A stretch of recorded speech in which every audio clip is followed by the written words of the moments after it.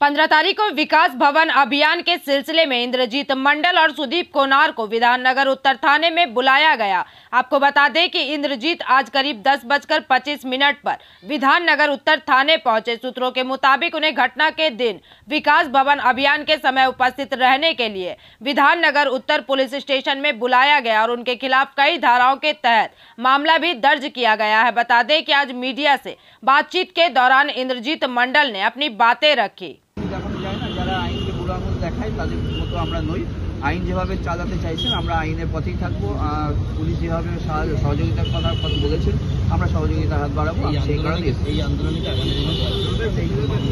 দেখুন, মনে করি যে এই আন্দোলন দীর্ঘায়িত হোক বা না হোক, এদের চাকরিটা ফিরুক। কারণ আন্দোলনটা গড়ে তোলা হয়েছে এই চাকরিটা ফেরানোর লক্ষ্যকে কেন্দ্র করে।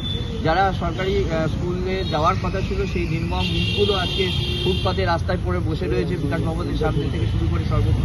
তো আমরা মনে করি যে শিক্ষক হিসাবে একজন শিক্ষিকা কর্মীদের প্রতি যেভাবে অন্যায় চালিয়ে সরকার আজকে পর্যন্ত কোনোরকম যোগ্য অযোগ্য তালিকা প্রকাশ করেনি, তো আমরা চাই সেই তালিকা প্রকাশ করে দিক বা সরকারও এদের পাশে এসে দাঁড়াক। আমরা গতকাল বিজেপি পার্টি অফিসেও গিয়েছিলাম, সেই সঙ্গে কংগ্রেসের সদর দপ্তরে গেছিলাম, মোহাম্মদ সেলিমের কাছেও আমরা গিয়েছিলাম, বৈঠক করেছি, কথাবার্তা বলেছি আলিমুদ্দিন স্ট্রিট। তো সেক্ষেত্রে আমরা দেখছি যতটা করা যায় এদের চাকরিটা বাঁচানোটা প্রধান লক্ষ্য, এছাড়া এটাই শোনা।